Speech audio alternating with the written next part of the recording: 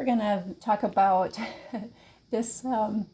This podcast came about because of two separate women clients that came to me recently, but very similar and it just kind of triggered a thought that I wanted to talk about. So we are going to talk about beliefs and belief systems and whether I believe you can heal or not, and the 10 beliefs that I have that prove that you're not unsolvable. And so let's get started. So these two women that came at separate times, it's really not a single event that happens in our office. It's pretty frequent that people that have been everywhere, tried everything, done this, done that, will end up in my chair across from me, sitting at my desk, or on the phone with me, working on some things.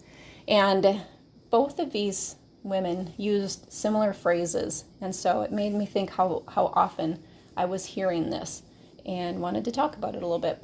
Both of them at various times said, I am complicated.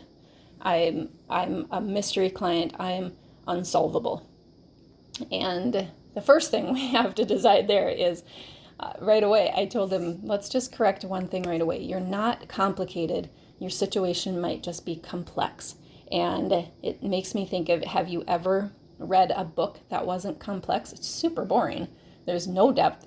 You know exactly what's coming. There's no juice to the story. Complexity does not have to mean problematic. It just means that there's more pages to the book. And so I think one of the things that we have to do when we're working with people is we have to shift our idea of who they are and how they are and what they bring to the table and what we do with all of those pages in that book. So they both thought that they were unsolvable. They both thought that they were complicated, and they both thought that that complication meant that they were a burden, and it meant that there was never going to be anything better for them. And so that kind of leads us into belief number 1. I believe that people need to feel significant as a key component in a happy and healthy life. And when they've had a lot of health concerns that are now brought to the table, and that's where the focus ends up being, it's really hard to feel that significance and to remember who you are and what you are and what you're bringing to the table as well. If you're not feeling significant, if you don't feel valued or valuable, what really do you have to live for? What do you get up out of bed to do then? What are you excited to get up and do during the day? And why would you have any kind of big why to do anything in your life? So I think significance is a huge part. When you do feel significant, when you do feel valued or valuable, like when you fall in love for that, that next time, nothing in the world stops you.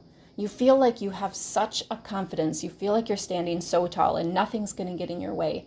And when you've been worn down and worn down and worn down, it's hard to remember that there are those big whys that we have to live for. So looking at the concepts of why they are not feeling significant or where did their value go, and maybe even some of the things that are coming from childhood, there's all kinds of little triggers and little cues that we can be watching for. So feeling significant is the first thing that you've got to look at, the first belief that you must have in order to be able to heal. And secondly, I believe that one thing that is necessary if you're going to be working in a partnership with somebody that you're choosing to help you on your journey of whatever it is you're going towards in this life is we need the opportunity to interview and go to somebody that we trust. Especially in a case of complex situations where there's multiple layers of health issues. You can imagine that these two particular clients have been everywhere and tried everything.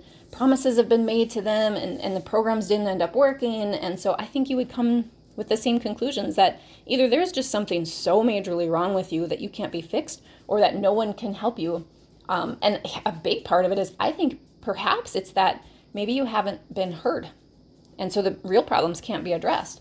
Or maybe you're talking about the things that are on the surface of your snowball and not getting into the parts that are on the inside of that snowball. So the wrong needs are getting addressed. So I think that taking the time to know that it's okay and to know that it's allowed to call people and interview and have strategy sessions and talk to people without a commitment, these people that you're considering taking onto your team. I think it's important to do those kinds of interview and not have to get into a committed relationship right on that very first meeting, or picking that, that doctor off the page and you've never known anything about them. So take the time to give yourself that right to search around and do your research and call and interview and look up and get all the facts before you make a commitment to something. And make a commitment when you feel confident, when you feel a sense of a little bubbling excitement, a little sense of hope. That's probably the right commitment for you. So kind of moving right along into that, I believe that in true healing, that there needs to be, it goes beyond a face-to-face trust. When you have been in that situation, or you do feel solvable and you've been kind of all over everywhere, it's a certain trust has to be developed, not just in that interview that you have, but a trust in yourself. If you are the one carrying your body and your nervous system is in a state of constant fear or constant awareness or hypervigilance or over-aware, you're constantly paying attention to that, and you're trying this, and then you're trying that, and then you're trying this. I fully believe that the physical body might learn to not have an established trust for us as well, wondering, what the heck are we doing? What the heck is she doing? How, who's going to actually help me here? So to have somebody that's a good guide leading the way, but to also help the body to also trust the people that are carrying that. So these two women right now are both in what I call the signify phase. When I'm working with a person, I kind of lump it into what area do we need to work on with them. We've got the signify, the support, the structure, and the streamline place. And that signify place is really where we're listening to everything they're saying. We're listening to everything they're not saying. We're listening to the things that they're saying that they don't realize that they're saying. We're looking for their level of significance. We're looking for their belief in their own significance. We're looking for the significant events, the significant triggers, the significant stories that are writing the pages of this book that they brought to us. And so then we'll move on into kind of the support phase, where we're supporting the body's processes. We're not taking away and removing the protections that the body put in. We want to understand what those protections are, and then we support the processes for understanding what it is this body is trying to do. But both of them are still in that signify place right now. So once we've kind of determined significance, and you have determined that recommitment of the belief in your own significance, and maybe do some work on that.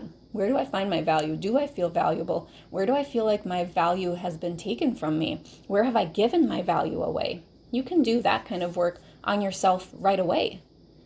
And then the second thing is, you need to believe that you are capable. So if you have the right direction and the right guidance, do you believe that you can do it?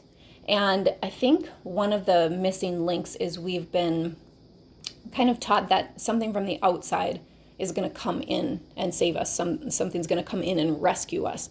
And we have to understand, while you're going to have things, you're going to have supplements, or you're going to have medications, or you're going to have people, or you're going to have doctors, or you're going to have support professionals that are going to help you anywhere that you're on your journey. It still is you. You are still the advocate. You are still the subject. You are still the one that is driving your own change. And you have to believe that you're capable of it.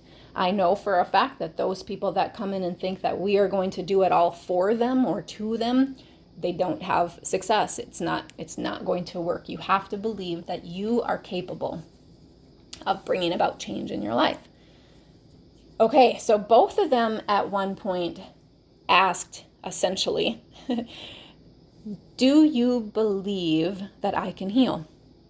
Which is such an interesting question, because in the world of naturopathy, our disclaimer is we don't treat, heal, cure, diagnose. That's just not our realm. That's not our scope of practice, and good reasons for that. And so I it's not about healing, treating, or diagnosing anyway. It's about getting your body to remember that innate state of functioning. it's helping all of those functional things happen so that normal existence and normal life and normal function can move on. The systems can operate as they are meant to, kind of a pulling the sticks out of the river. And I would never believe, I fully believe that you have an innate body that knows what to do. And especially if we get those sticks out of the river. And so I would never say that I don't think a person can heal, because I'm not God. I don't know where you're going. I don't know what your journey is meant to do for you, but I don't believe that we were meant to be unhealthy and unhappy. I believe that we have systems in our bodies that are set up to be resilient and that are set up to function perfectly and complexly, if that's a word. I believe that. So I would never say that I don't think that a person can go through change. And here's the thing. Nature is all about change. You are all about change. The very fact that we are still here is evolution. We are constantly in a state of change. Nature is constantly in a state of change. I can imagine that, if we were to picture that acorn underground cracking open and starting to grow and spread and become that oak, if we could understand the nerves and emotions of an acorn, we would understand that there's probably some pain in that. But it doesn't mean bad. Pain does not necessarily mean bad. We have to become better observers of what pain is trying to tell us and what parts are we to learn about by watching nature. Like what is natural and normal to us. And change and evolution is natural and normal. And it doesn't mean that it's going to come along all happily.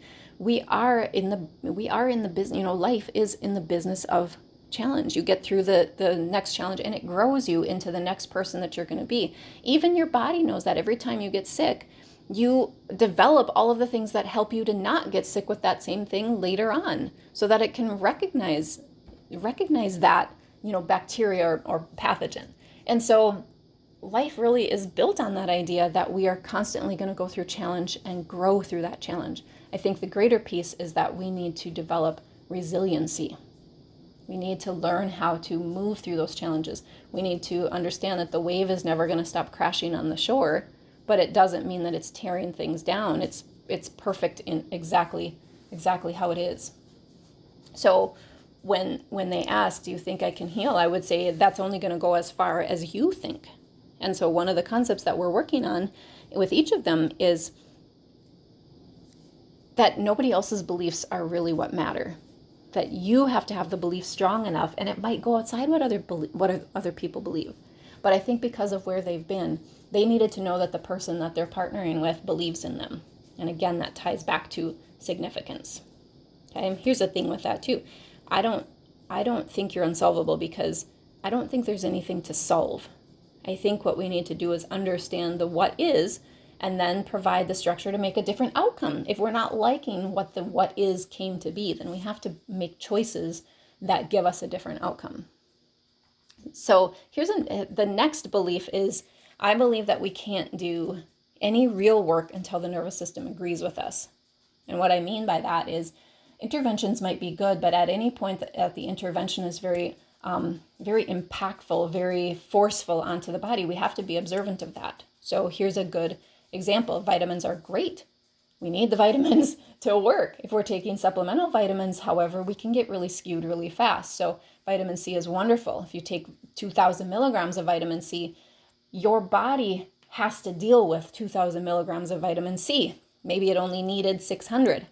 But now it has to deal with the 200 milligrams because you put it in your body, you took it, and now it has to go through that digestive system and the processes of elimination to deal with what it needs and what it considered excess. So, anything, massage, acupuncture, chiropractic, all of that is something's being done to the body. I would suggest that as you're getting any work done or any interventions, that you do the work to talk with your nervous system, talk with yourself, talk with your fears, talk with your brain and your heart, and get into a place where I am making this choice to receive this chiropractic adjustment because I believe that it's going to do good things for me. I believe that it is helpful for me, and I believe that my body wants this. And I know this because of how relaxed my body feels in the presence of this chiropractor, and how it loves the adjustments and how relaxed and flexible I feel afterwards. So I think you have to get into alignment with your nervous system. If you're constantly in fear or fighting what's happening in your body, you're going to feel like a victim. You're setting yourself up for a victim state because something's being done to you that you don't want to be done. So be very clear that you're making the choices and get in alignment with your nervous system on this. Okay, next, huge, it's one of my core beliefs in can you heal? Are you unsolvable?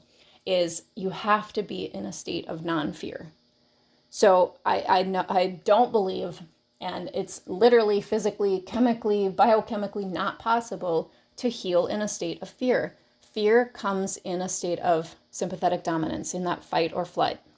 You perceived a threat, something's threatening you, or you actually you perceive that something is going to threaten you. But the parasympathetic side is that rest and digest side, the side that is capable of relaxing. And if it's not in a state of survival and fighting for your life or being hypervigilant to protect you, it's in a state of release and relax, where now normal innate processes can happen. So I don't believe that you can be in a state of fear. So kind of go back to that previous belief about getting in alignment with the nervous system, getting in alignment with choosing your interventions and choosing how you're going to feel as you're doing them. Every time you take the prescribed, medicine, or every time you take the suggested supplement, you do it with the belief that I'm doing this, I'm choosing this is good for me, this is what I want to be doing for myself. Okay.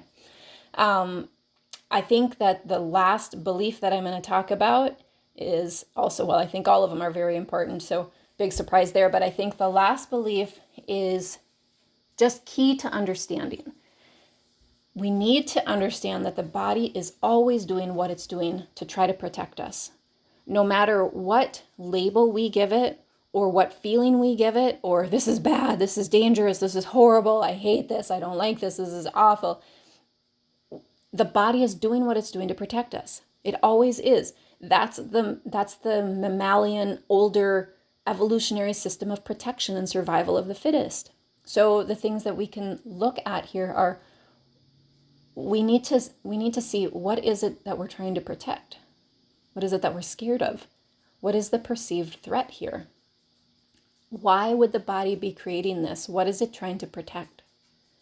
Those are all of the questions that you can ask to get started. So I'm going to leave you with a thought that, yes, I think you can get help with me, with us, with somebody else. It doesn't really matter. But if you believe that you want to grow and that you want to move with your own state of evolution, then of course you're going to evolve. I don't think life exists without an ability to discover itself and change. Life is change. We are in a constant state of never being the same. So I'm going to leave that for you with food for thought. I'm going to send you out the door with some positive affirmations and suggestions for your healing. I believe you are perfect, innate. Your body is protecting you, and it's doing everything that it can for you. I believe that you don't have to be in a state of being able to heal, because I think that if you just move into being able to be the best, innate, wonderful working organism you can be, you're already there. I believe that you have people to help you.